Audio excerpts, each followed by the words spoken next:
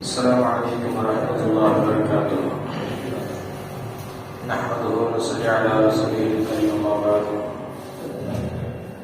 فقال الله تعالى في كلامه الكريم الفرقان الحميد: أعوذ بالله من الشيطان الرجيم. بسم الله الرحمن الرحيم. وثيابك فطهر. صدق الله العظيم. அன்பிற்க முஃமினீன்களே, அல்லாஹ்வுடைய அடியார்கள் பொறுத்தார்களே, இன்று தராவீஹ் தொழுகையிலே சூரத்துல் முத்தஸிர் ஓதப்பட்டது. முஸ்லிம்களுக்கு அடுத்தபடியாக வரக்கூடிய முத்தஸிர் என்ற சூரா. அதிலே நபிகள் நாயகம் ஸல்லல்லாஹு அலைஹி வஸல்லம் அவர்களை பார்த்து அல்லாஹ் சொல்கிறான்: போர்வை போர்த்தி கொண்டிருப்பவரே, எழுந்திரும், உங்கள் சமூகத்தினருக்கு போய் அச்சமூட்டி எச்சரிக்கை செய்யும் அல்லாஹ்வை என்று வணங்குங்கள். இப்படி வணங்க செல்கிற போது உங்கள் ஆடையை பரிசுத்தப்படுத்திக் கொள்ளுங்கள். பரிசுத்தமான நிலையிலே செல்லுங்கள் என்று அல்லாஹ் இந்த சுத்தத்தை குறித்து பேசுகிறார். பெருமக்களே, இஸ்லாம் சுத்தத்தை அதிக அளவிலே வலியுறுத்தி பேசுகிறது. சுத்தத்தை குறித்து இஸ்லாம் வலியுறுத்தி பேசியதை போன்று வேறு எந்த மதமும் பேசவில்லை. தொழுகையிலும் சுத்தமாக இருக்க வேண்டும், தொழுகையல்லாத மற்ற நேரங்களிலும் சுத்தமான முறையில் இருக்க வேண்டும். உடல் சுத்தம், உடை சுத்தம், இடம் சுத்தம், இந்த மூன்றும் சுத்தமாக இருக்க வேண்டும் என்று வேறு எந்த மதமும் சொல்லாத ஒரு காரியத்தை இஸ்லாம் நமக்கு வலியுறுத்துகிறது.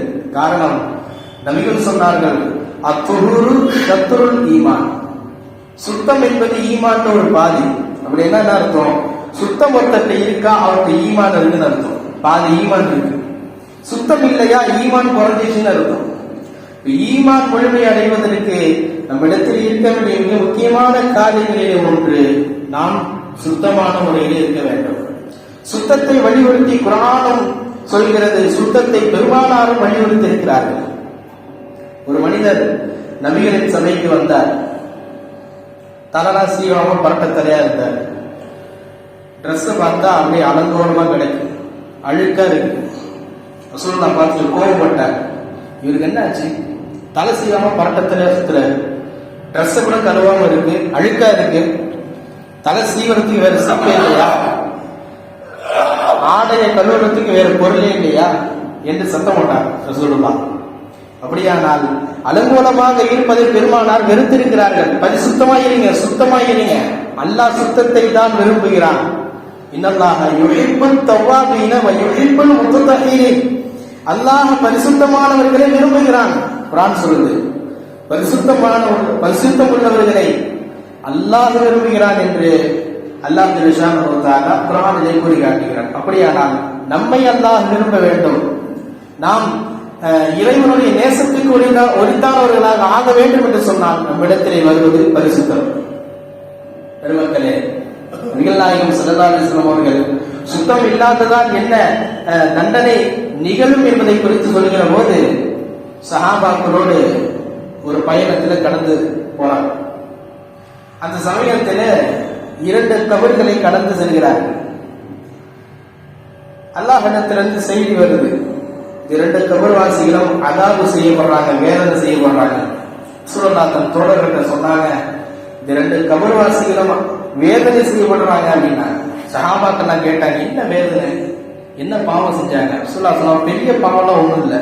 ஒருத்தர் கோல் சொல்லி அழுந்தாரு, இன்னொருத்தர் சிறுநீர் விஷயத்துல வேண்டுதல் இல்லாமல் இருந்தார். அவர் ஒரு சஹாபி தான். சிறுநீர் விஷயத்துல பேணிக்கை இல்லாமல் இருந்தவர், அவர் ஒரு சஹாபி தான். என்னன்னா, அவர் ஒரு ஆட்டு மந்தை எழுந்திருந்தார். இப்ப ஆடுகளோடு நிற்கும் போது அது சிறுநீர் கடிக்கும். சிறுநீர் கடிக்கிற போது அதனுடைய சின்ன சின்ன கண்ணுக்கு தெரியாத துளிகள் எல்லாம் உடையில காலில் படும். அதை அவர் கவனிக்காம விட்டுட்டார், கழுவாம விட்டுட்டார். அதனால அவருக்கு அந்த வேதனை ஏற்படுகிறது என்று நபிகள் ஸல்லல்லாஹு அலைஹி வஸல்லம் அவர்கள் சொன்னார்கள். அப்படியானால் பரிசுத்தம் என்பது எந்த அளவிற்கு முக்கியம், சுத்தம் இல்லாமல் இருப்பது என்பது கபருடைய வேதனைக்கு காரணமாக அமைகிறது என்பதை இதன் மூலமாக நாம் விளங்கிக் கொள்ளலாம்.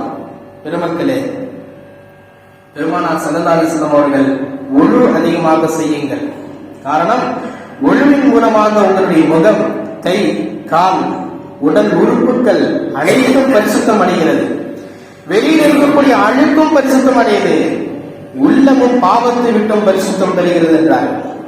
ஒழுவின் மூலமாக நமக்கு கிடைக்கக்கூடிய இரண்டு தன்மை என்னன்னு சொன்னா, ஒண்ணு வெளி சுத்தம், இரண்டாவது உள் சுத்தம். இந்த சுத்தம் பெறுவதற்காக தான் பெருமானார் அதிகமாக ஒழு செய்யுங்கள் என்றார்கள். நம் பரிசுத்தமாக இருக்க வேண்டும், அலங்கோலமாக இருந்துவிடக் கூடாது, நாளை வறுமையில் நாம் ஜெயம் பெற வேண்டும் என்ற ஒரு நோக்கிலே தான் அல்லாஹ் ஜல்லுஷானஹு தஆலா இந்த சமூகத்திற்கு ஒழுவை அவசியமாக்கி இருக்கிறார்.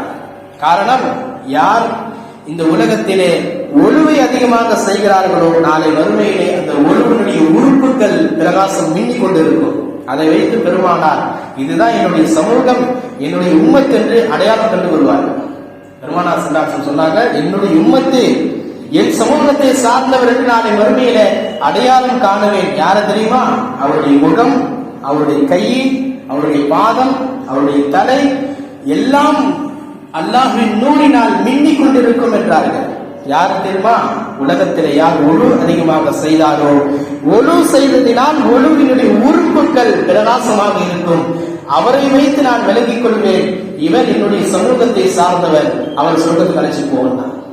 அப்படியானால் பரிசுத்தத்தை நமக்கு அவசியமாக்குகிறது ஒழு. எனவே ஒழுவை நாம் அதிகமாக செய்ய வேண்டும். அல்லாஹ் வலியுறுத்தக்கூடிய நபிகள் ஸல்லல்லாஹு அலைஹி வஸல்லம் அவர்கள் வலியுறுத்தி சொன்ன இஸ்லாம் வலியுறுத்தக்கூடிய அந்த சுன்னத்து பரிசுத்தத்தை நம்முடைய வாழ்க்கையிலே கடைபிடிக்க வேண்டும். இன்னும் சொல்ல போனா நபி ஸல்லல்லாஹு அலைஹி வஸல்லம் சொல்றாங்க, யார் ஜுனுபாலியாக இருக்கிறார்களோ அவர்களுடைய வீட்டிற்கும் மலக்குமார்கள் வரமாட்டாங்க. ஜுனுபாலின்னு சொன்னா குளிப்பு கடமையா இருக்கிறாங்க, குளிக்காம இருக்கிறாங்கன்னு சொன்னா அவர்களுடைய வீட்டிற்கு ரஹ்மத்தான மலக்குமார்கள் வரமாட்டாங்கன்னா. அப்படியானால் நாம குளிப்பு கடமை ஏற்பட்ட உடனே நம்ம என்ன செஞ்சுக்கணும்? குளிச்சிடணும். அப்பதான் மலக்குமார்கள் நம்முடைய வீடுகளுக்கு சார சாரையாக வருகை தருவார்கள். அப்படியானால் நாம் அசுத்தமாக அசுத்தமாக இருப்பது என்பது மலக்குமார்கள் நம்மை விட்டு தடைபடுகிறது என்று பெருமானார் ஸல்லல்லாஹு அலைஹி வஸல்லம் சொன்னார்கள்.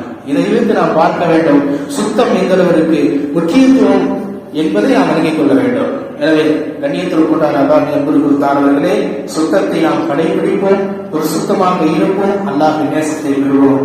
எல்லாம் அல்லாஹ் அப்படிப்பட்ட ஒரு நிலையில் நம்மை வாழ வைப்பானாக. ஆமீன். அஸ்ஸலாமு அலைக்கும் வரஹ்மத்துல்லாஹி வபரகாத்துஹு.